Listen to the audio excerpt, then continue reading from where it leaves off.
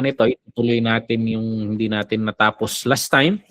So, tingnan natin kung hindi hahaba yung discussion, kung walang mga ibang pag-meditatean natin dito. Okay, so let us pray. Purihin ang Panginoon.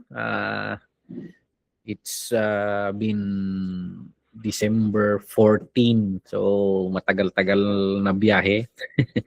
And praise God, and nandito tayo, nag-explore tayo sa evangelism. So before we start, let us pray. Lord, we thank you for your goodness sa bawat isa sa amin. We thank you, Lord, na napakabuti ninyo sa amin. We are studying on evangelism, and we thank you, Lord, na in the faithfulness of others, the gospel reach us. And Lord, you are asking us this time to go into all the world and make disciples, to bring what we receive to others also. Lord, in our class, tulungan mo kami, bigyan mo kami ng ideas on how we can be more effective in obeying your command, O God, your last command. Bless mo ang aming lesson, and we ask the Holy Spirit to guide us in understanding your ways, as the governor of the church in this church age. We pray, Lord, na i-bless mo ang bawat isa sa amin, kahit yung mga nasa manonood sa recorded version, at yung mga classmate namin na wala pa rito, ikaw ang mag-bless sa bawat isa sa amin, Lord. Hiniling namin sa pangalan ni Jesus. Amen. Amen. So, last time, nag-session point B ito, session B ng session 6B. Session 6B. Kuhan ko lang yung slide.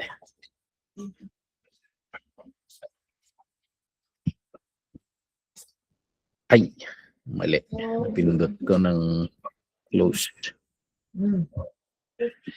The heart of the messenger, personal centrifugal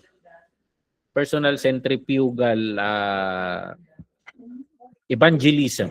So pag-aaral natin, may dalawang perspective na tinitingnan natin, yung come and see, and now ito yung we go out and tell.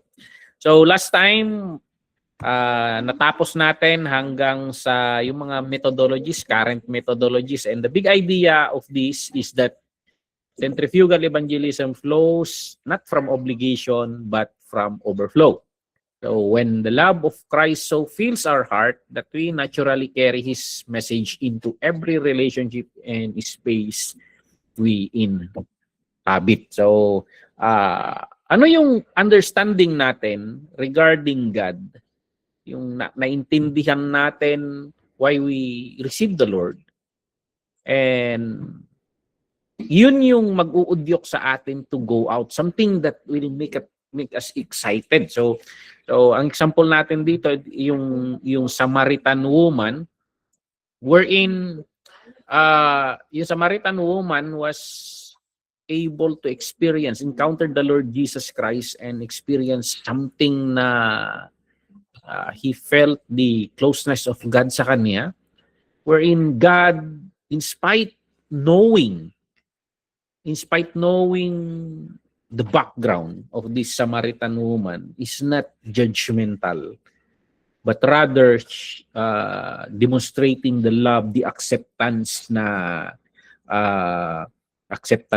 babaeng ito, and siguro ramdam niya yung pagtanggap ng Panginoon sa kanya. So and that removed everything. Sige, can you do it? And that removed everything na yung parang kung tinanggap siya ng Panginoon, kung ramdam niya tanggap siya ng Panginoon, who cares about others? So parang ganon siguro yung perspective na. And then from that moment when we had encounter with this Messiah, the promised one, he changed her attitude. Even went out, even nag-house to house siya to tell this excitement. Siya kaya ito. So, yun. So, it flows from yung sinasabi ni Jesus Christ na she received a water, the water of life that becomes also a living well sa kanyang puso. So I hope we understand that concept na doon nang gagaling sana yung excitement. So what are the changes in our life na alam mo na pag maranasan rin ng iba, makaka-benefit rin sa kanila. So, yun yung concept na pinanggagalingan natin dito. So, paradigm shift from duty to overflow.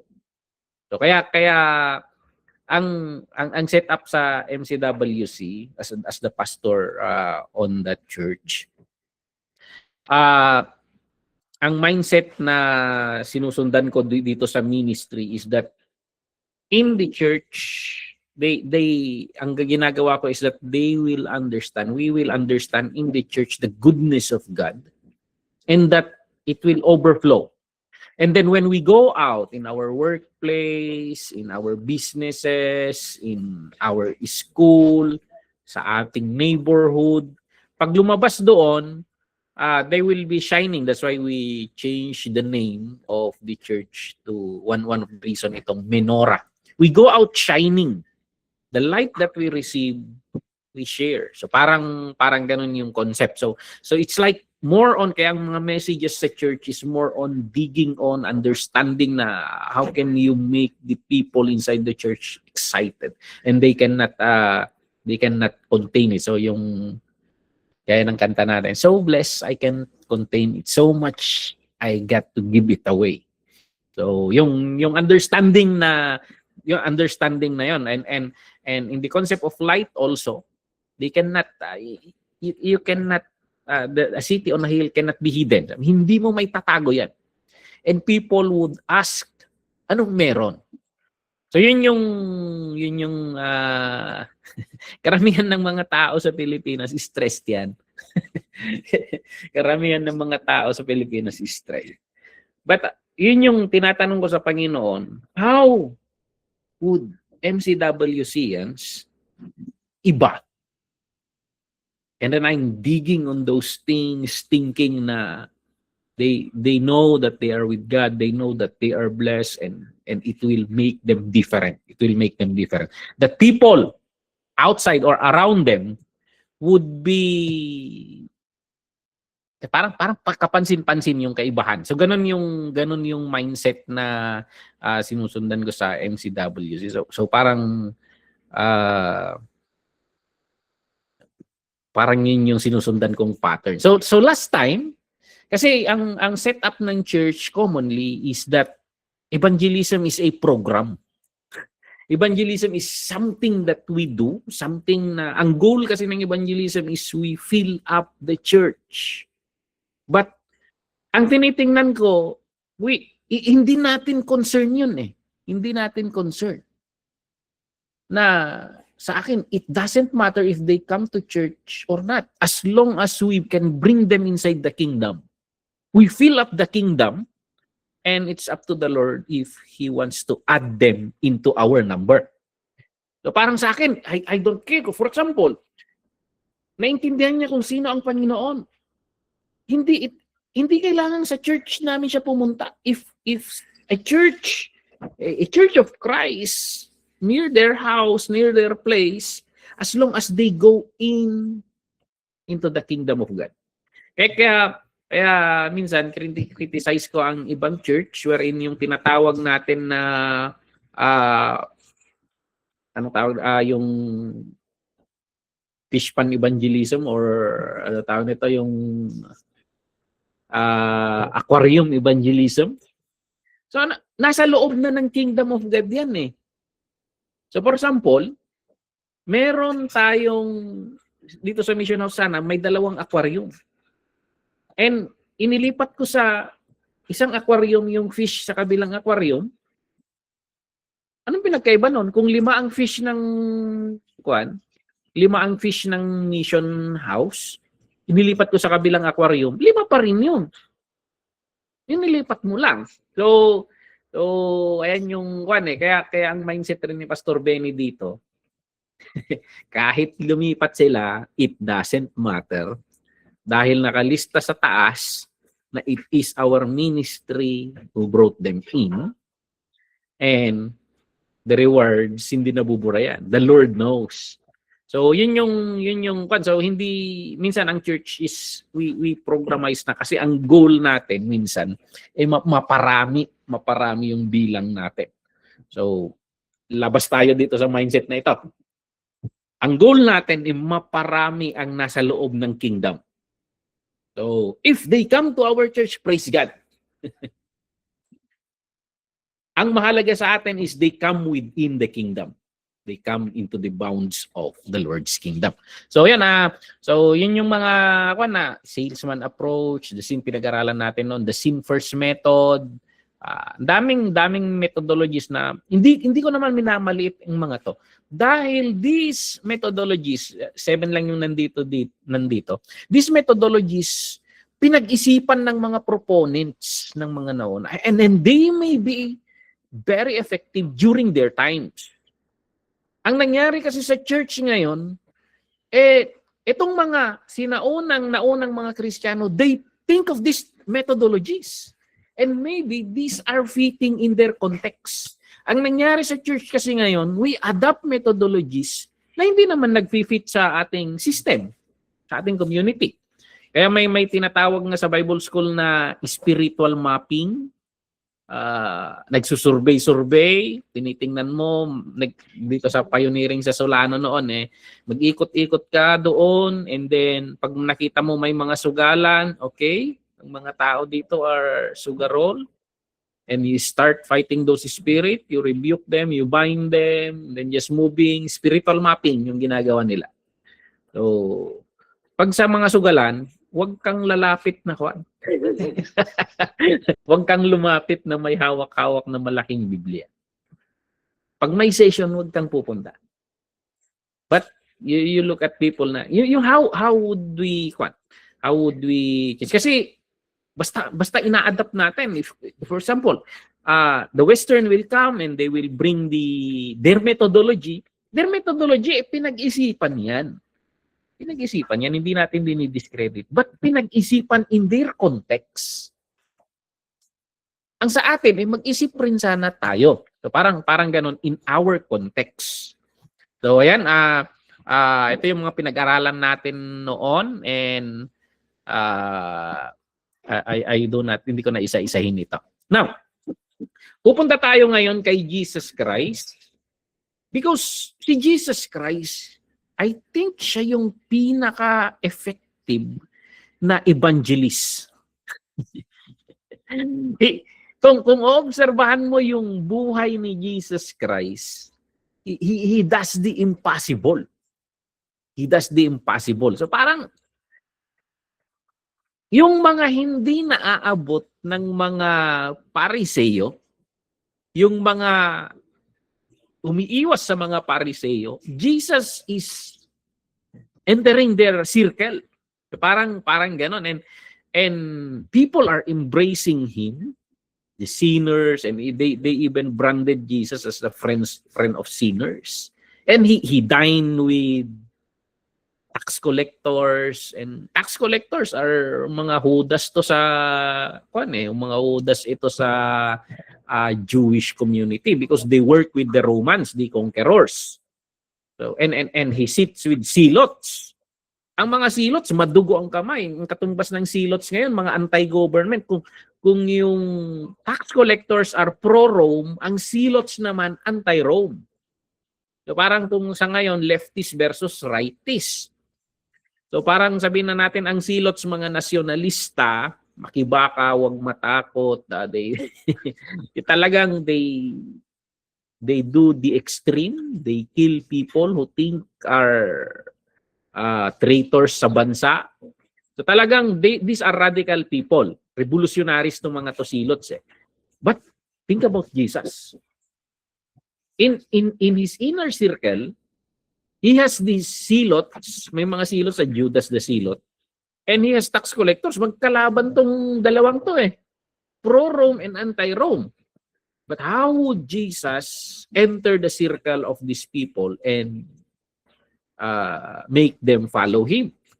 So, ayan, kaya iniisip, kung iisipin natin ito, Ah, kung isasaalang-alang natin nito, si Jesus na ang may the greatest evangelist na sinasabi ko. So, ayan. Ah, the greatest evangelist kasi itong mga methodologies niyang ito. How did he penetrated these circles? Why was Jesus so effective? So mag-isip tayo doon, mag-reflect tayo dito, pag-aralan natin yung strategies ni Jesus. So ayan, actually hindi strategy eh, hindi strategy. It was a posture of the heart. So hindi kasi minsan sa ating church pinag-aaralan natin. Pero kay Jesus, he just want to love them. Parang ganun eh. He was just want to love them. So, tingnan natin yung how did Jesus made people receptive. So, may nilista ako dito na 5 observation. Yung una, he started with the felt needs. So, ano itong felt needs na what? So, and then pangalawa, he asked great questions. He has dialogue with them, honest discussions, honest conversations. He told the stories. He uses parables. Nakikipagkwentuhan lang sa kanila. And yun. So, kasi minsan nakikita natin, pag nakita natin yung mga kwento ni Jesus, we think of may secret siyang sinasabi. Parang ganun yung concept natin eh. But think of these stories as, why would people listen to him? Kasi ang concept natin, ang understanding natin dito, pag nagkwekwento si Jesus, parang crusade. Di ba, ang methodology ng mga crusaders, itong mga panahon natin, 1990s, 80s, 90s, mag-a-announce tayo dyan. May nasubukan ko itong mga ganito eh. Mag-iikot yung sasakyan, paggabi nagpapaskil kami sa daan ng mga posters, come, bring the sick. The Lord will heal them. Come and be delivered, mga ganun na post. Nag-a-announce pa kami noon ng umiikot-ikot kami, lalo na sa Pangasinan, because Pastor Freeman is an evangelist. And yun yung trend during 80s, 90s. And nag-a-advertise ka. And people come, they bring their sick. Jesus, parang ang understanding natin, pumupunta ang mga tao and then hindi, ang understanding ko sa telling of his stories is nakikipagkwentuhan si Jesus sa kanila. Kasi nakikita lang natin kasi big crowd lagi. Big crowd lagi. And pag iniisip mo, siguro sa mga end part ng ministry niya, mga big crowds. But usually si Jesus Christ may isang part ng pakikipagkwentuhan niya sa mga disciples niya. He talks about itong parable of the seed, wherein ikwento niya lang naman. And then nag-dismiss na sila. Pero itong mga disciple niya, they stayed. Yung mga interesado, they stayed and they are asking him, why talk in parables? What's the point? So, yung nag-entertain lang si Jesus, nagkwekwento? Naisip natin, may mga bata ba doon na kinikwentuhan niya lang yung mga bata? And then nag-shift siya towards the meaning sa mga matatanda? We don't know kasi hinahayaan ni Jesus na lumapit ang mga bata sa kanya eh. But he told these stories. He told these stories. So, sabi nga nila yung konsepto natin na kwentong barbero. So siguro pag si Jesus Christ ay nasa panahon natin, gustong-gusto niyang tumatambay sa mga barbershop. Nagigipagkwentuhan. He tells stories. He demonstrated before he declared. So parang bago niya inilalatag yung punto niya, idinidemonstrate niya muna yung ginagawa niya muna. And then later ipinapaliwanag niya sa kanila.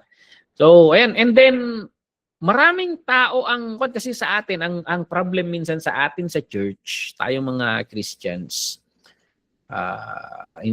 not excluded yun yung mindset kasi na humubog sa atin eh. Pinipilit natin ang mga tao na mag-mature. We force them to be like Christ. At pag hindi sila minsan nakakasunod, naiirita tayo. So parang ganon na in the understanding na tayo naman ay nakakairita sa iba noon. But the Lord is patient. So ang Panginoon, He is patient with the process. Naiintindihan niya yung mga bago, naiintindihan niya yung mga sablay. So, but that's it. That's how He... So, yan, tingnan natin itong mga to. Ano pa yung mga methodologies ni... Hindi methodologies, sabi nga natin eh. How did Jesus approach people? So, isa siguro yung incarnational presence na sinasabi na he enters the world. May message ako noon na nilagyan ko ng ibang meaning yung last command of Christ. Go into all the world and make disciples. Baptize them in the name of the Father, the Son, and the Holy Spirit. And in that message, I explained na there are different worlds. And we need to go into different worlds. What do you mean, Pastor? Ganun siguro yung kanya. But the young people, the Gen Z has their own world. The senior citizens has their own world. The working young adults has their own world.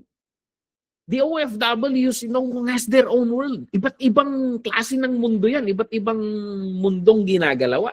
But kagaya ng sa Panginoon sa atin, from outside the world, He enter our world. So mapapansin ninyo yung strategy niya. If you go to John chapter 3, and He is talking with Nicodemus dito. And He entered the world of a Pharisee. He entered the world of a theologian.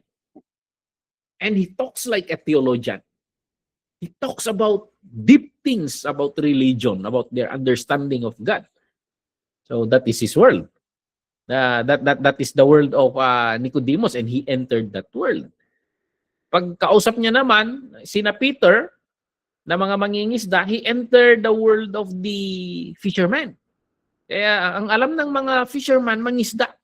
And tingnan niyo yung mga language ni Jesus. Follow me and I will make you fishers of men. He entered their world. He became fisherman.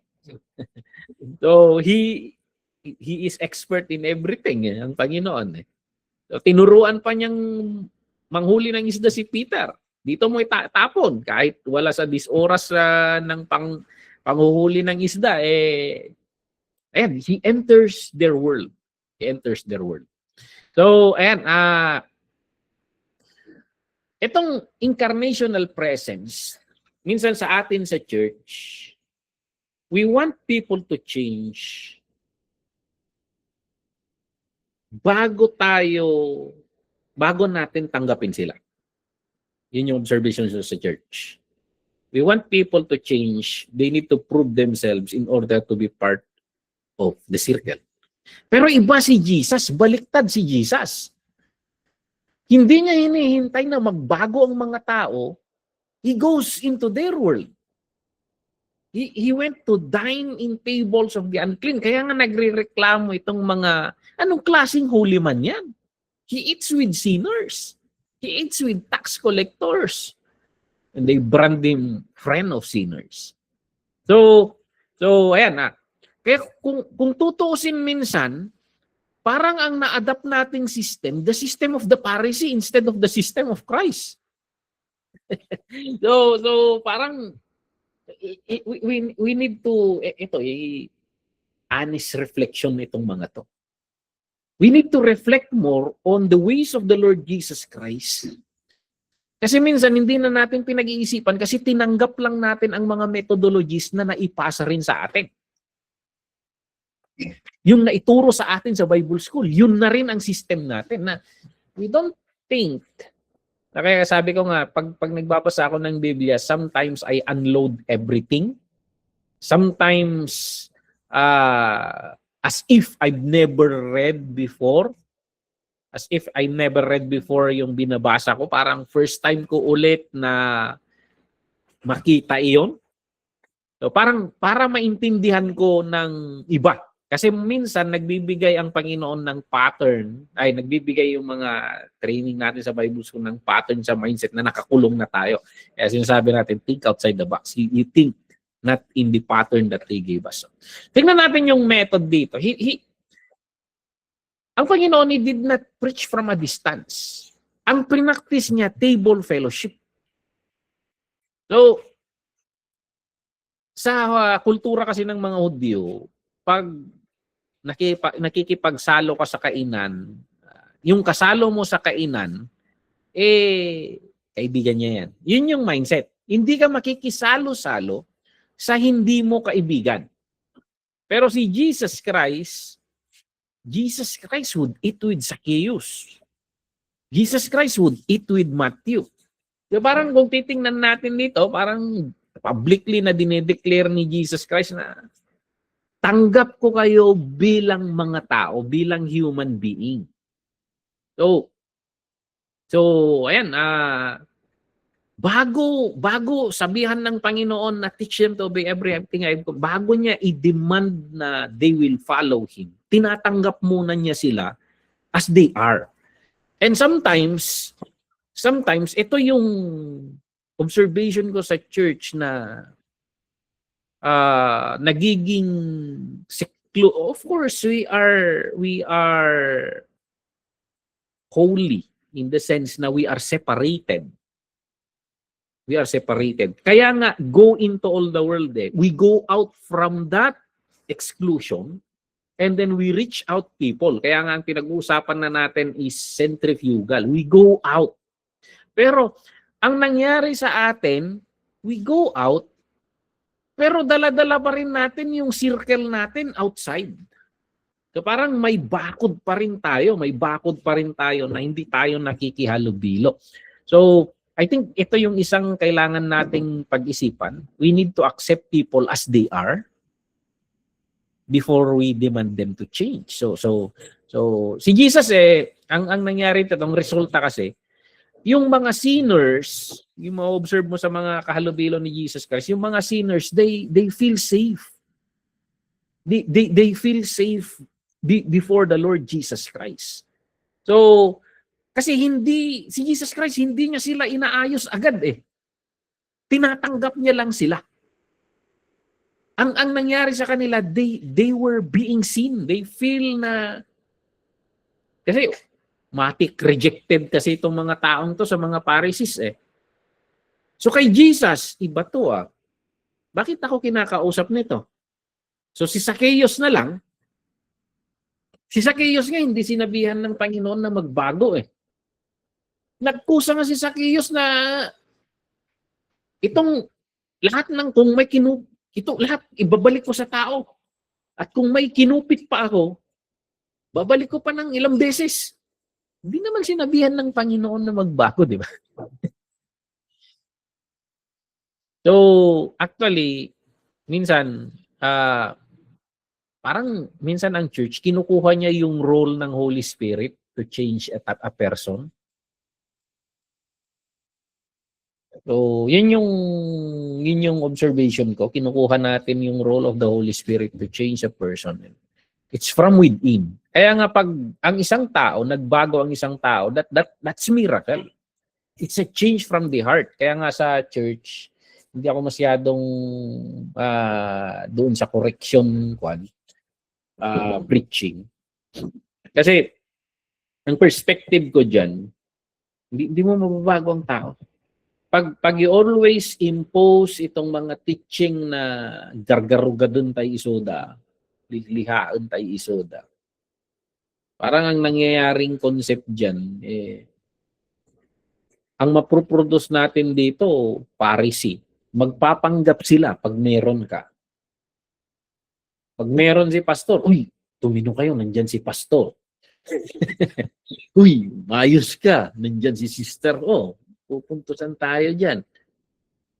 So, parang ganun na concept ba? So, but to explain the Lord, it's the Holy Spirit who will change us from within. Alam natin yan, and experience natin yan, na real change coming from within. It's the work of the Holy Spirit. So, ayan, incarnational presence, He entered their world. So looking at these 5, he started their felt needs. But ang point dito is he entered their world. So minsan ang church kasi, we want them to enter our world.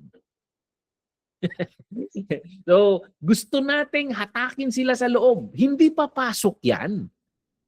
Masisirap adayta. Hindi papasok yan. Kaya nga, we go to their world.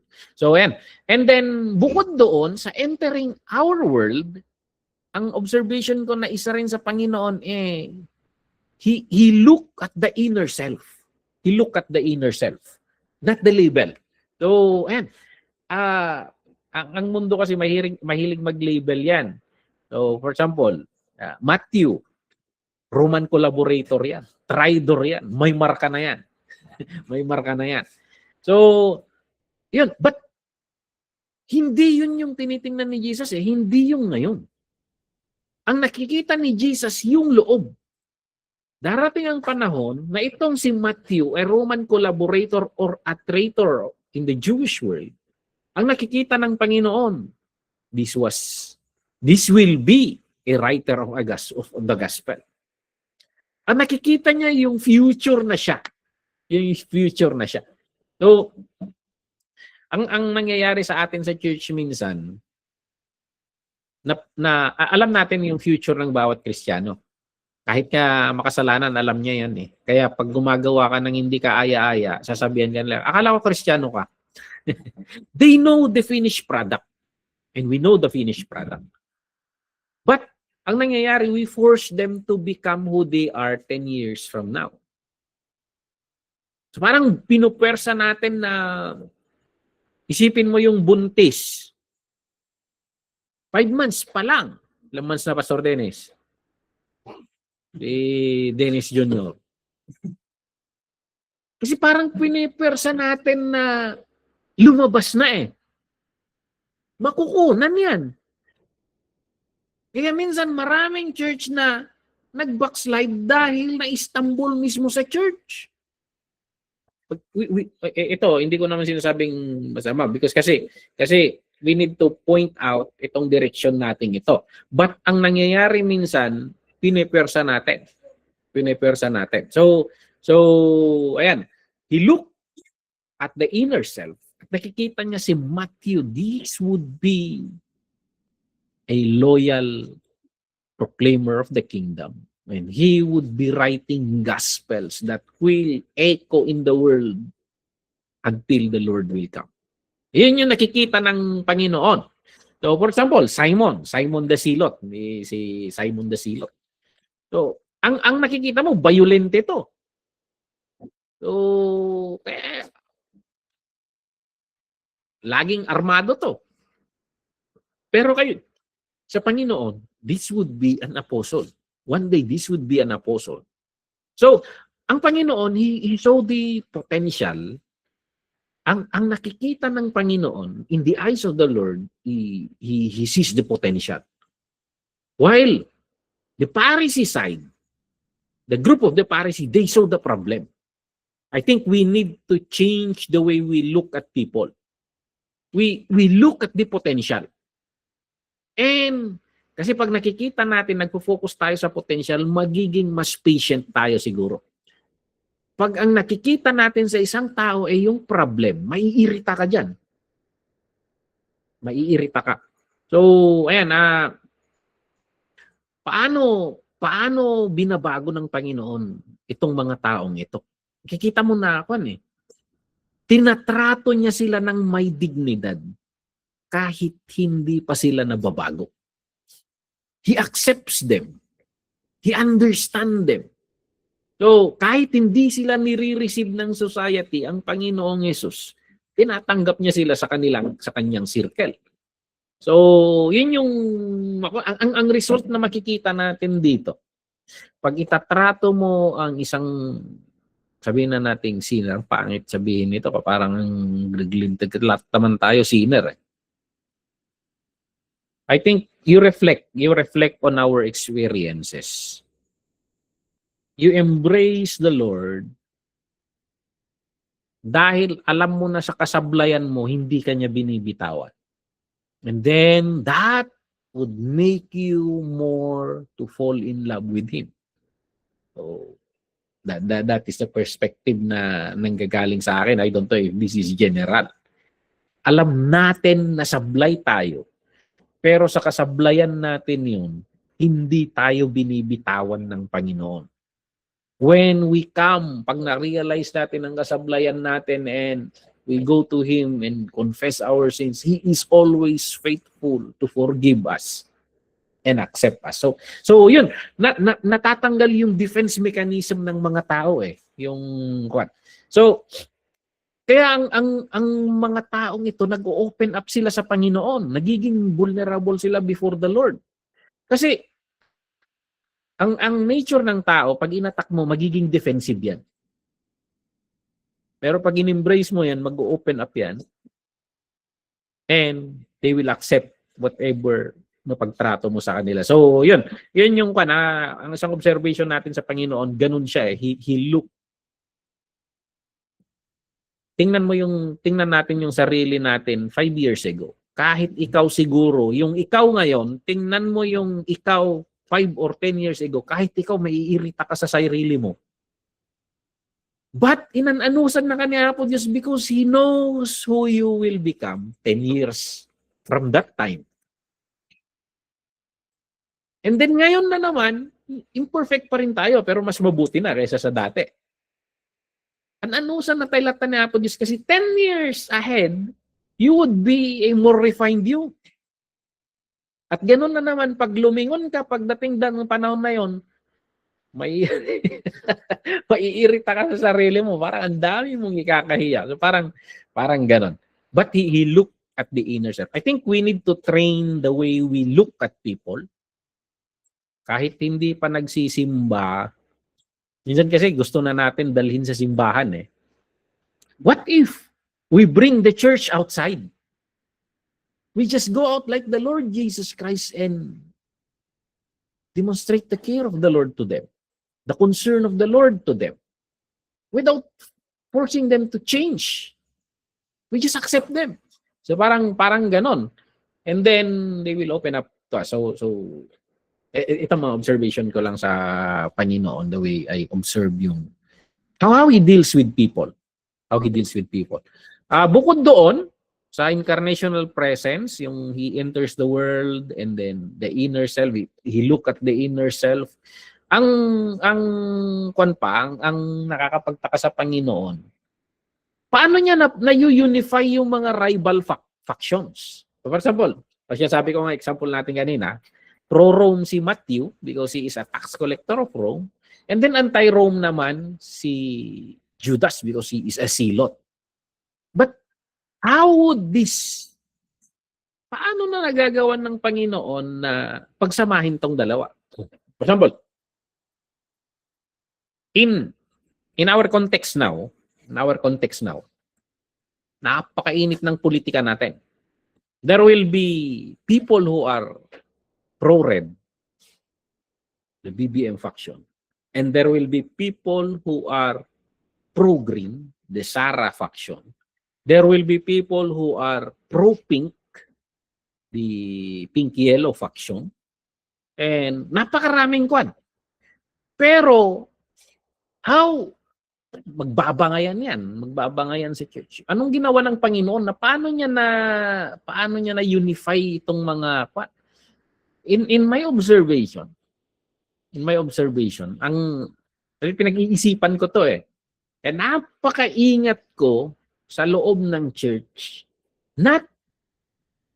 Napakaingat ko na sa mga sermon ko there will be no hint that I will be pro-BBM or pro-SAR. Because my calling is not to further the platform of BBM, Sara, or the Pink. My calling is to be a representative of my kingdom, of our kingdom. So parang ang ginawa ni Jesus, hindi niya naman hiningi na hindi niya naman hiningi na i-compromise nila yung mga political views nila. Ay, alam ko dito, pag naglalakad sila, nagdidebate lagi itong mga ito. So nagdidebate lagi itong mga magkakaibang factor na siguro sasabihin rin ni Peter, kayo na pro-Rome kayo. Kasi malaki ang kitaan. Bukod sa sweldo ninyo, meron pa kayong dagdag bawas. Yung mga anti-Rome naman, napaka-nationalistic ninyo, wala naman na kayong makain.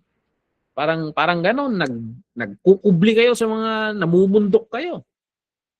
So sina Peter naman, sa amin, who cares about pro-Rome and pro-anti-Rome? Sa amin, araw-araw lang kaming namimingwit. Gusto lang namin kumain. Gusto lang namin mabuhay. We don't care about your politics. So parang ganun sana. But ang Panginoon, hindi niya namang pinasik. He gave them a higher calling. He gave them another or a higher calling. So, nagbigay siya ng a vision na napakalaki na makakalimutan mo yung agenda kung ano yung faction mo.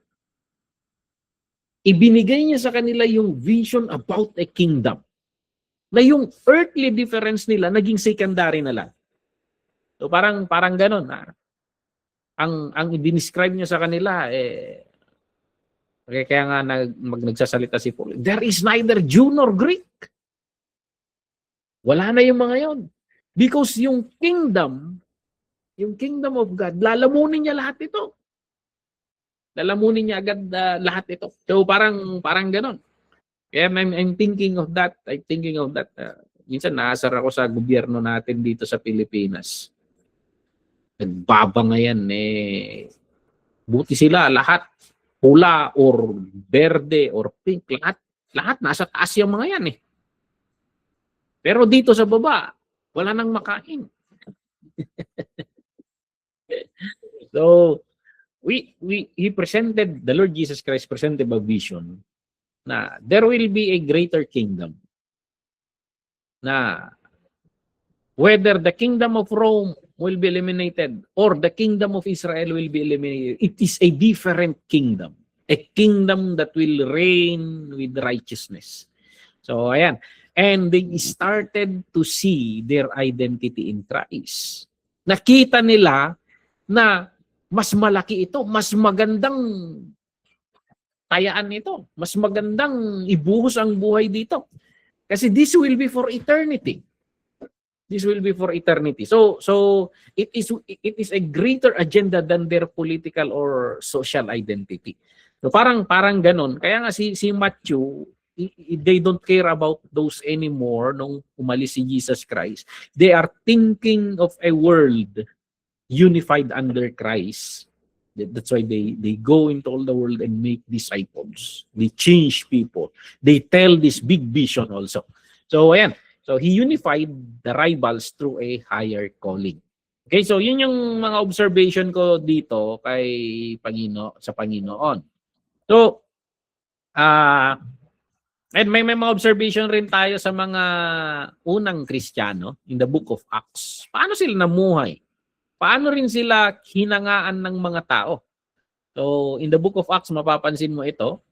They live attractive lives.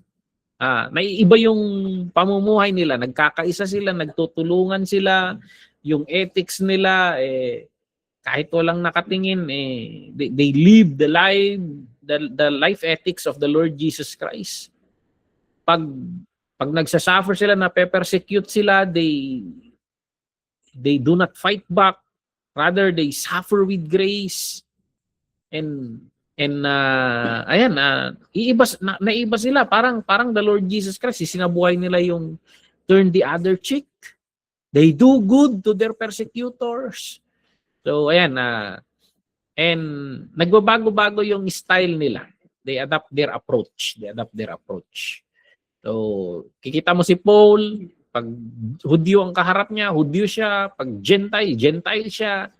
So parang ganon, I become anything in order to reach anyone for Christ. So, parang ganon. Ayan, marami rin tayong observation dyan. Pero ang kapansin-pansin sa kanila, the way they live. So, they accept people, they care for each other. Wala silang mga kwan dito eh. Truck distribution. Hindi ganun ang methodology nila. But hindi ko minamak yung truck distribution or whatever methodologies because that work in a certain context. Pero napapansin ko kasi in our context ngayon sa Pilipinas, i-distribute ka yan. Nakalagpas ng ilang metro, ikakalat yan. Kasi actually, what you write on the trucks, they know. They already know.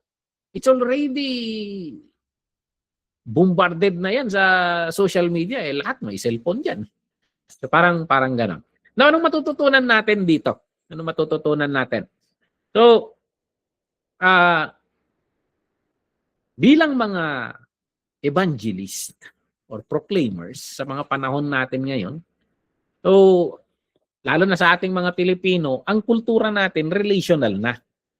Relational. Alam mo na turn off kapag may mga hindi ka kakilala tapos they come to you and they talk about their religion. Alam mo nakaka-turn off yun eh. They talk about their religion, they talk about their doctrines, they try to isingkil the kanyam ni Kristo or whatever. Alam mo yung pakiramdam ng pakiramdam na parang hindi mo naman kilala eh parang ganun. Ang Filipino culture is relational. Relational. So, lalo yung pag may lalapit sa'yo tapos alam mo bang sinasabi ng Panginoon, for all have sinned and fall short of the glory of God? All sinners go to hell. Judge ka agad eh. Go to hell ka agad eh. Ganun yung kwan eh. Parang ikaw, parang wala ka namang kasalanan ah. parang ganun sana kung defensive lang yung tao. So, yun. Now, anong matututunan natin sa methodologies ni Jesus Christ or yung approach ni Jesus Christ? Paano natin i-apply sa ating dealing with people? Siguro ang isang makikita natin dito regarding the Lord Jesus Christ is yung we move from the judgment type sa pakikipagkapwa-tao. So, ayan, nakakalungkot pan, pero karamihan sa atin na nasa religious circle, anuman ang sekta mo, parang self-righteous tayo. Narinig niyo ba yung kanta ni Yano na minamak niya tayo? Banal na aso, santong kabayo. He addressed that to the religious community eh. Kasi we dismiss them. We dismiss people as sinners.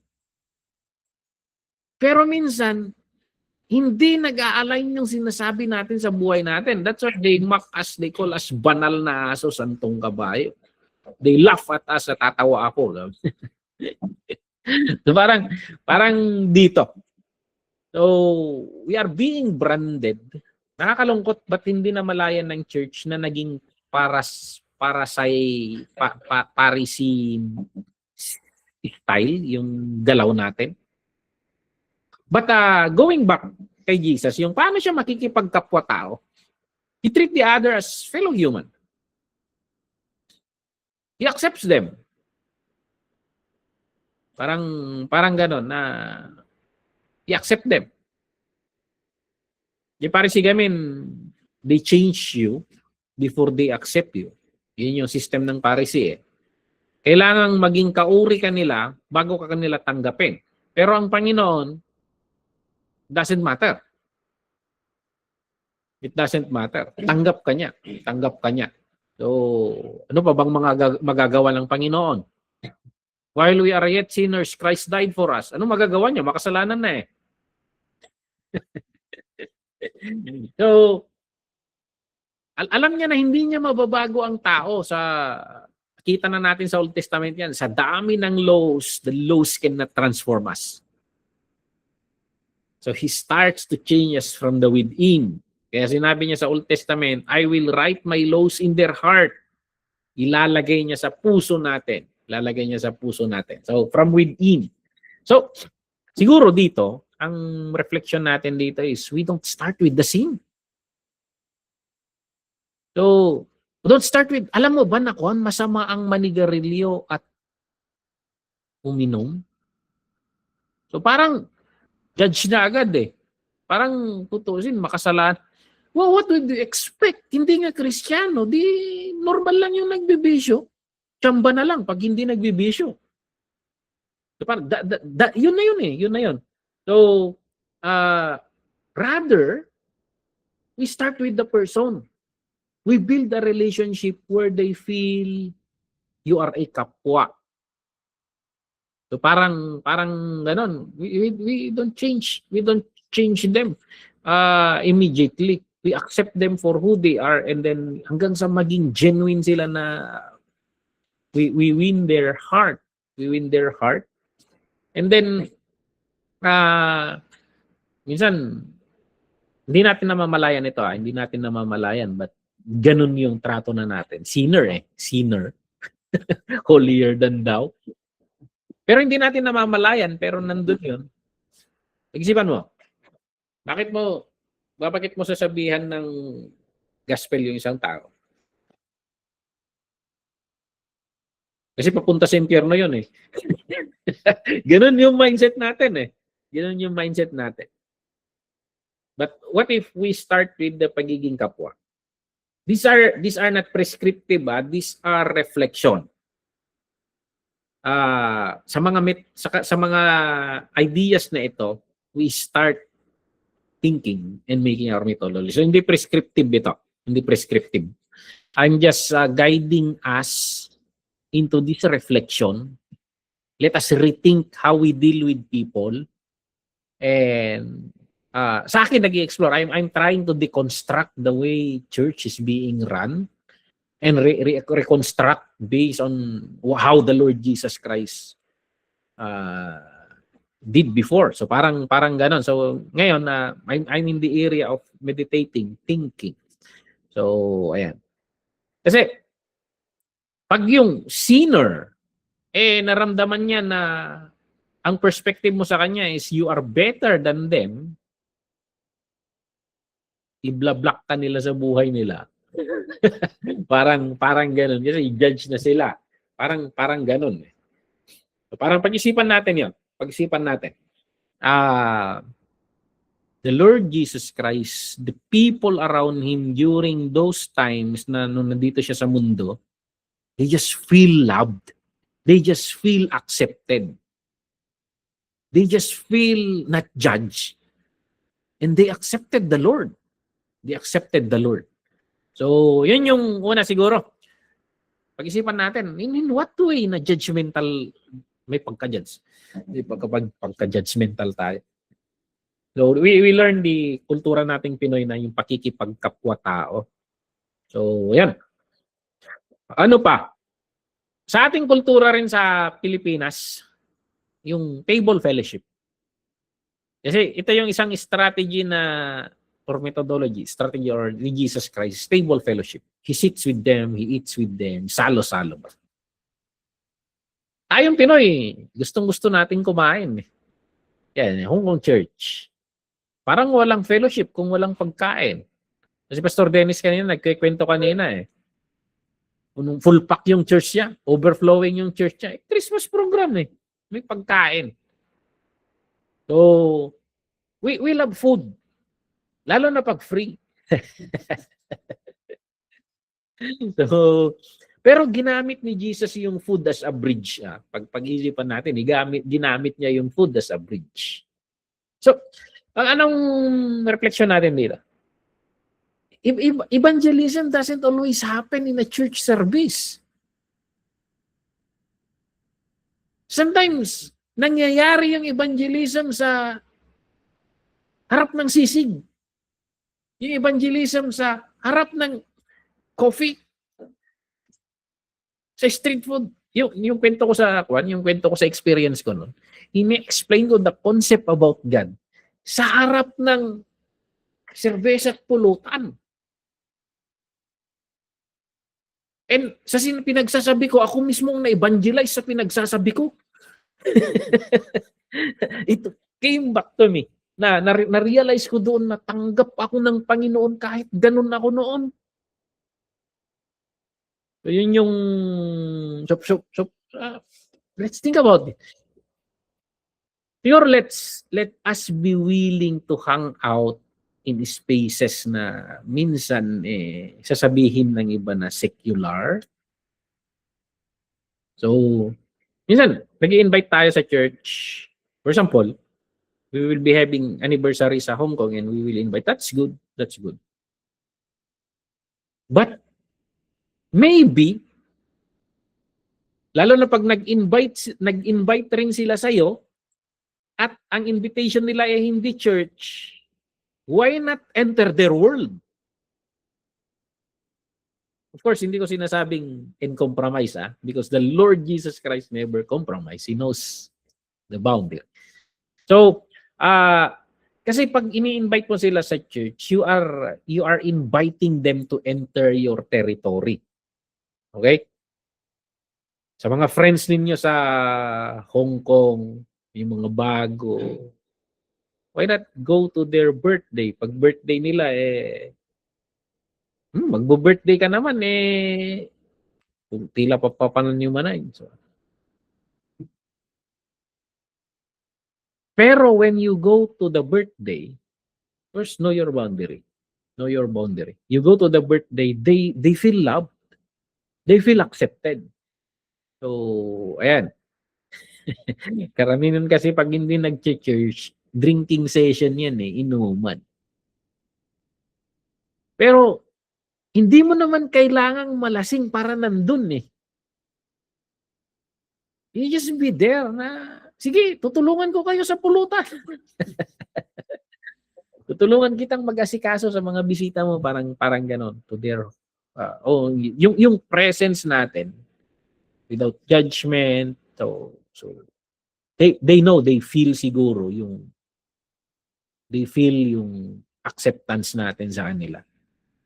So, yan yung, si Jesus, ginamit niya tong table fellowship. Pagramdam nila na accept mo sila, at pag nagsimula ka na later, bakit ganyan ka umasta? Bakit hindi ka umiinom? Bakit pag Sunday, hindi mo ako masamahan? Kasi bakit ka pumupunta sa simbahan? And then you start to open yourself to them, your world, and then maiintindihan nila. They will accept you also for who you are. And then pag in-invite mo, igagaram ka tag birthday yung church. May ka mo, maki-birthday ka niya. Everybody's birthday kayo sa church, di ba? Then you start there. You start, maybe you can strategize na sa mga everybody's birthday Sunday, evangelism preaching ang diskarte ng preacher. So think of kwan. Para hindi sayang yung handa. Mag-invite na kayo ng mga friends na kwan. So, alam mo naman na simbahan yun. Walang alak doon pag nag-invite ako ng birthday, you need to accept me, I accepted you. parang gano'n. Table fellowship. Let's think about that. Nasa kultura na natin yan. And that, Eastern culture kasi ito, that is what the Lord, hindi na lumayo ang Panginoon sa mga methodologies. Hindi today. And then, ayan, yung pangalawa, yung dinidiscuss ko kanina, yung bridging the gap. Yung silots, tax collectors. So, ayan. Alam nyo ba na, grabe ang bangayan natin sa politika dito sa Pilipinas. Noong election pa lang, lalo na itong woke culture, there are people na who are pro. I've read a lot of sa Facebook na ganyan Itong mga older generation, marami lalo na pag Ilocandia, itong older generation are loyalists of the Marcos Sr. And nung lumaban si BBM, they look at him as parang tumatanaw ng utang na loob sa Marcos Sr. sa pamamagitan ng pagsuporta sa Marcos Jr. Now, marami sa woke generation, especially itong yellow and pink, na parang i-denounce nila yung mga magulang nila. Parang tinatakwil nila yung mga magulang nila sa desisyon nilang bumoto sa... That is how serious people sa mga political perspective nila sa Pilipinas. So, ayan. Pinag-iisipan ko ngayon, how can we go beyond that? How can we go beyond that? So, kay Jesus, ang matututunan natin, sa circle niya, it was a safe haven for enemies. Can we make our churches na pag pumunta ang mga Green Army, they feel na they are not attacked. Pag pumunta ang Red Army, they feel not attack. It is a safe ground. Alam niyo sa South Korea, when we were there, meron yung Imjinggak po natin. Imjinggak. Meron yung peace area. May area doon na pwedeng pumunta ang mga taga North Korea, of course, with advance permission. They can go there and they will not be arrested. And then the South can go there also and they will not be arrested on the other hand. So, for example, may kamag-anak itong taga South sa North, and then they want to meet, arrangement lang, and in that area may open area of, so maybe we can make our circle, our churches na gano'n. It's a safe haven for what? Hindi judge kung ano mang ang partido. Ayun. So Jesus group was a safe haven for enemies to become brothers. So ayan. Matthew and Judas are brothers in the Lord. So, ayan. Sa church natin, we can sit together with another political con. Kasi ang politics, nagbabago-bago yan. Ay, marami akong kilala na kon. Never again sa mga Marcos. Pero sa ngayon, they die for the... Tumawid sila. Nagbabago-bago yan. Nagbabago-bago sa context yan. Laro lang ng politika yan.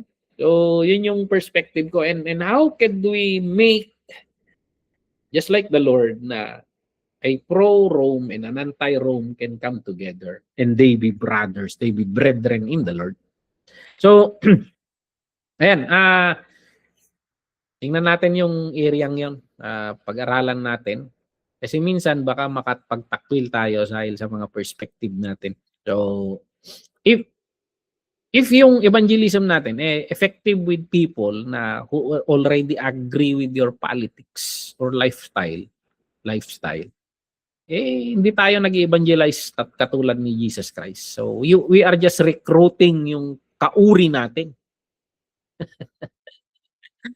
And we need to go into all the world. Kahit yung mundo ng hindi natin kauri, we must learn how to love those on the other side of the political fence. So, that's the Lord. Kaya nga minsan, grabe, ang tindi yung Lord. Pag pinag-aaralan ko nung, ang galing mo naman. Kaya sabi ko, the greatest evangelist of all time. He can bring together mortal enemies and make them brothers in the Lord. So, yun. So, minsan kahanga-hanga talaga ang Panginoon. He is so deep. He goes deeper than those things that separates us. Ano pa? So, yung bridging the gap. Itong yung kultura natin ng shame versus acceptance. Kasi minsan, may concept nga na kan magsimba ka naman. Baka masunog ako dyan. Hindi, meron na yung kan meron na yung guilt sa atin. Alam natin yan. Alam natin pag may mga gawa tayong kasalanan, nahihiya ka. Nahihiya ka sa... Alam mo na yung pakiramdam na matagal ka nang hindi nag-church. Kahit gustong-gusto mong pumunta sa church, parang nahihiya ka na. So, may kultura tayong gano'n eh. Ako, alam niyo nung college ako, may ang tawag dito, may subject ako na napagsunod-sunod ko ang absent ko. Nasakripisyo yung subject na yun. Kasi itong kultura natin. Parang nahiya na akong pumasok kahit hindi ko pa naman natapos yung hangganan ng absent. Yung teacher na lang nagsabi na, pumasok ka. Pwede pa yan, umabol ka lang sa kwan. Meron yung, alam mo pag may atraso ka? No. Lalo na yung, very sensitive dito lalo na pag may mga churchmates tayo and they've been out for very long. Tapos, inturtured na imay nakigimong. Tapos, pagpasok sa church, nakalagip ka man, imbak man. Mag-ingat tayo dyan kasi that will deeply hurt. I know what I'm talking about. I know what I'm talking about. Kasi experience yan. Experience ko yan nung nasa Manila ako. Bagman, nakalagip ka ako nada. Hindi. How can we, yung feeling of acceptance na imbis na ganun, why not embrace and we miss you so much, bro. We miss you so much, sister. Ang tagal ka naming pinag-pray, hindi namin alam kung anong nangyari sa'yo. Kumusta? Magkwento ka naman. Na-miss ka namin. So yung feeling of acceptance, napakahalaga niyan. Napakahalaga. So, baka umaya eh. So parang ganun. Kasi ganun eh. Sa atin sa Panginoon, matagal-tagal tayong minsan lumalayo tayo sa Panginoon. But He is faithful and just to forgive. How can we mirror that? may ganun ba sa experience ka rin ganun, Pastora Eva?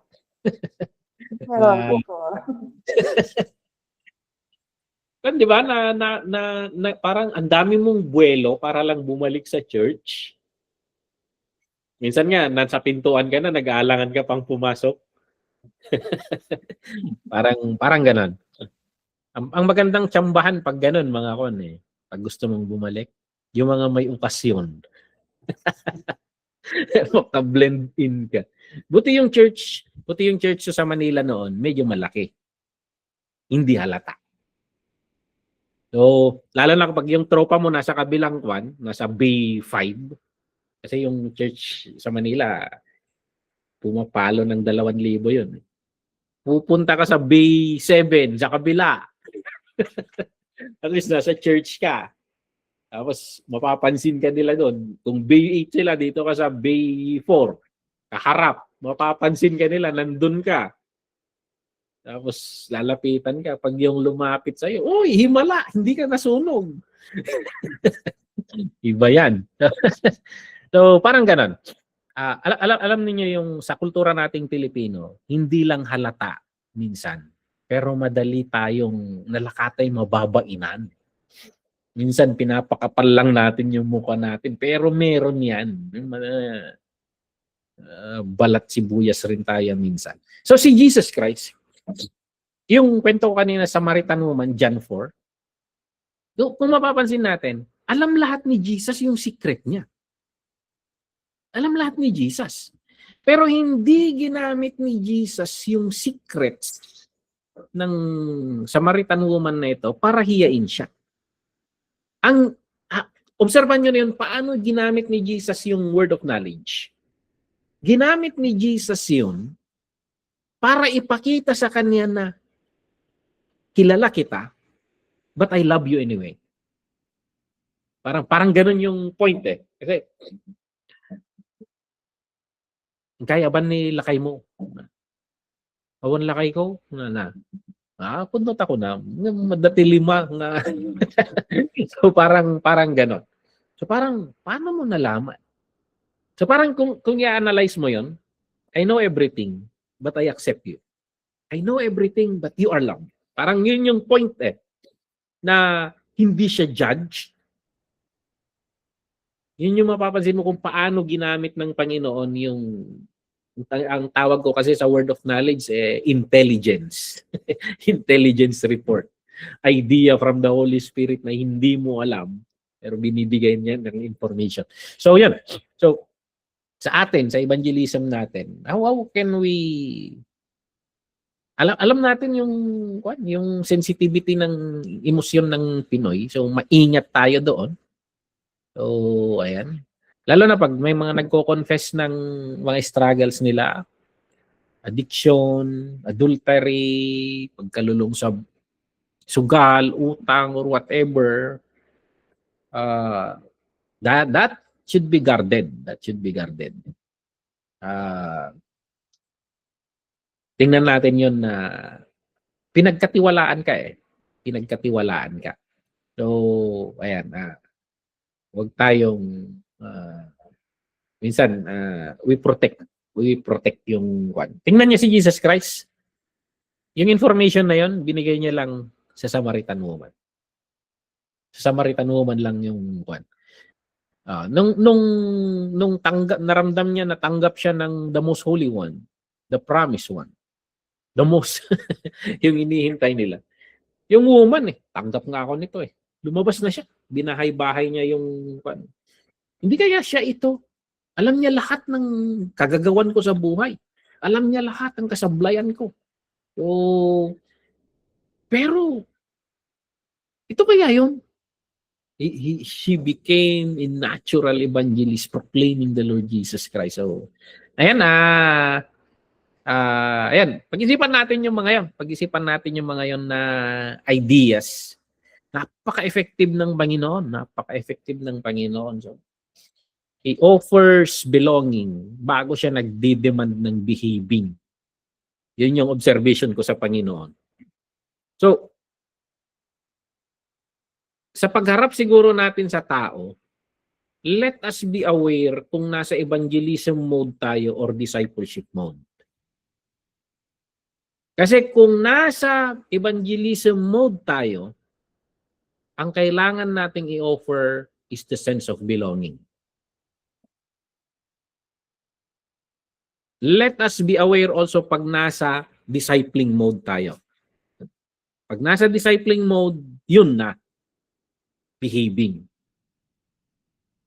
Ligtas na tayo matagal na tayo dito Ito yung sinasabi ng Panginoon. We need to behave according to teach them to obey everything I have commanded you.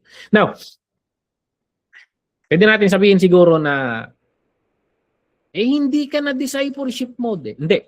Mapapansin natin na minsan, parang drugs yan nagre-relapse.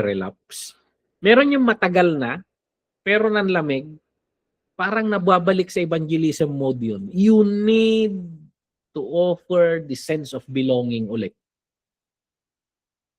So, ayan. If we need to win them back, kailangan aware tayo siguro doon na itong kapatid na ito, kailangan tayong bumalik sa evangelism mode.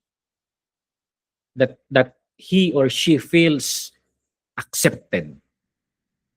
And then pag nakaka-recover na yan, and then saka tayo, pwede nang mag-shift ulit sa discipling mode.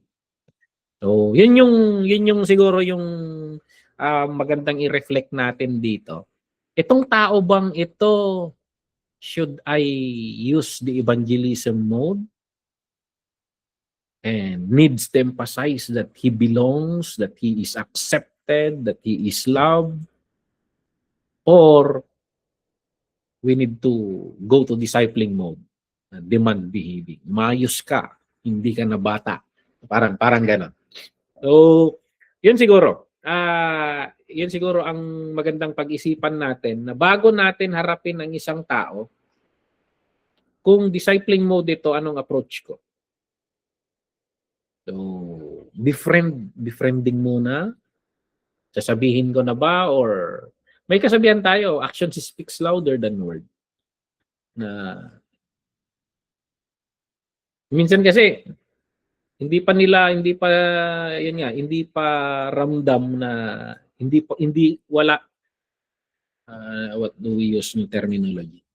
Parang hindi ba sila nag-o-open up sa'yo na hindi pa safe, hindi pa sila, kasi karamihan ng tao may barikada yan eh.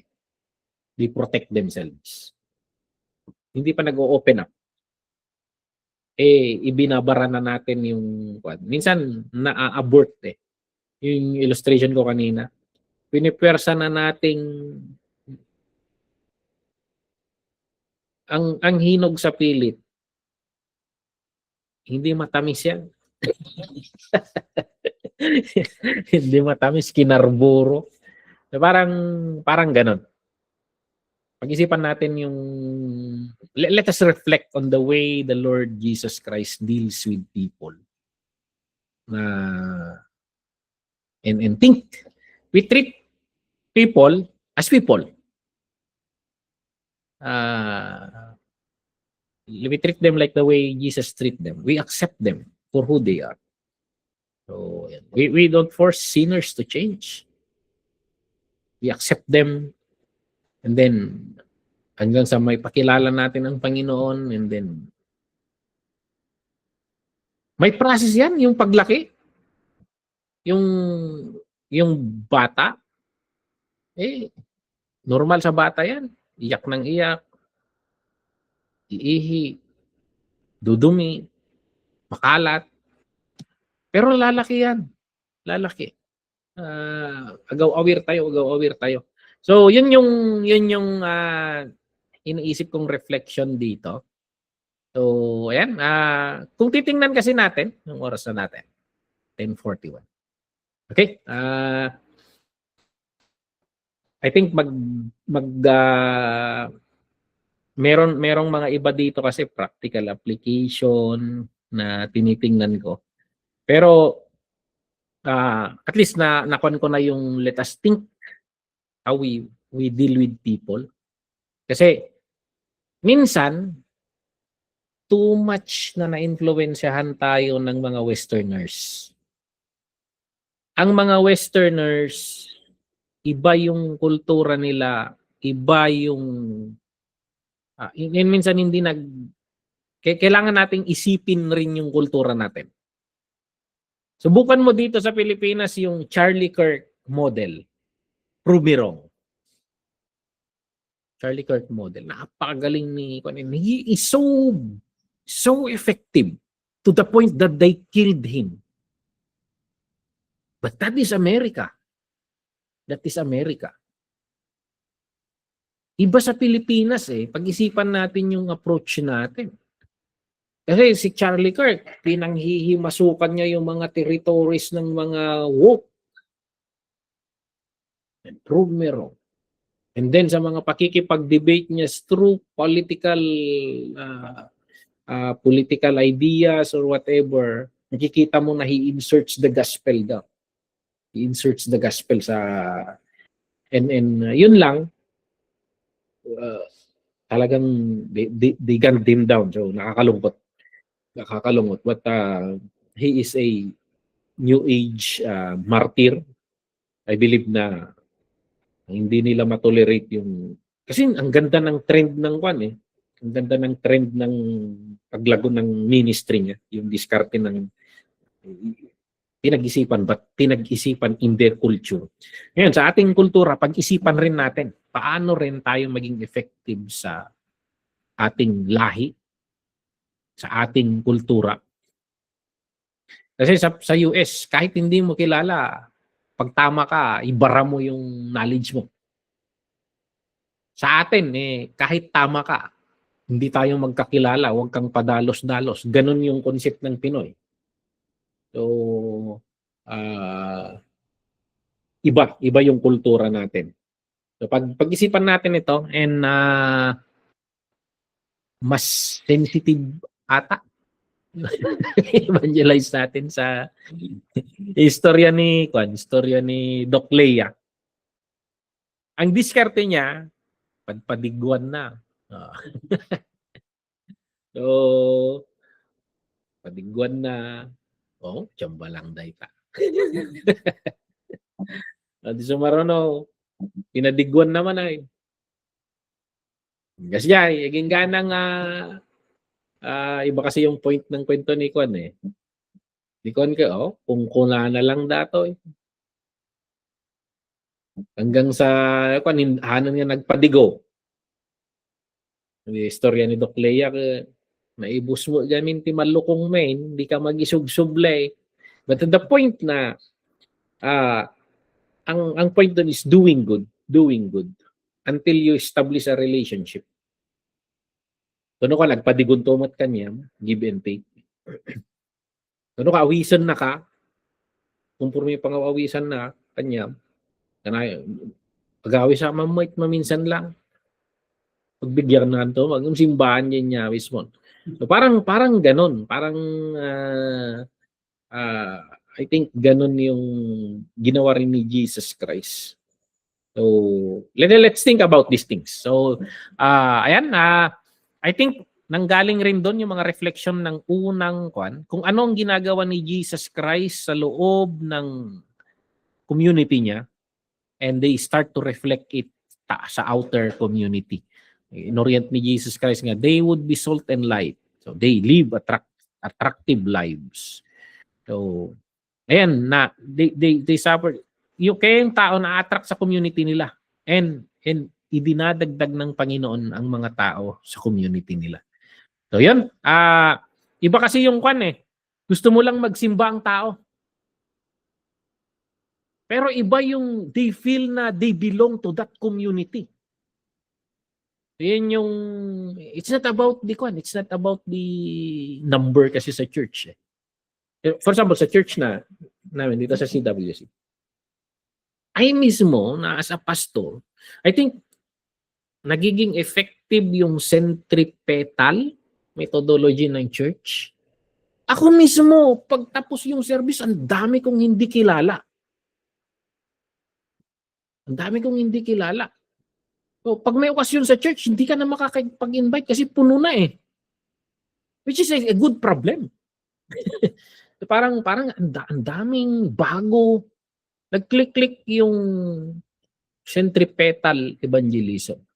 Pero hindi ko masasabing community pa rin. Kasi yung mga pumupunta, may safe boundary. May sarili silang bakod. Hindi pa sila nag-assimilate or nakikisali sa community sa loob. So I think that is the next thing to work, na nagdadala ng Panginoon ng tao sa loob eh. Hindi mo na kailangang mamingwit sa labas. Kasi pumapasok yung isda sa loob. Now, paano natin, so yun yung another thinking siguro na pag-iisipan, that the church should learn how to get the fish and put in the aquarium. Kasi nandun na. So, pag-isipan natin ng mga to. Okay? You have a reflection also regarding this? May experiences ba kayo na ganun rin ang church sa inyo dati?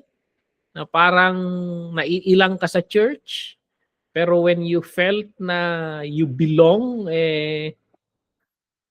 tumambay ka na doon. May mga ganun ba na experiences kayo?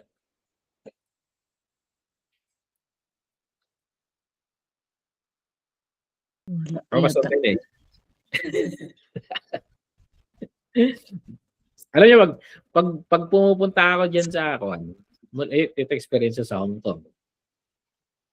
Pag nandiyan ako, parang nasa Pilipinas ka lang eh.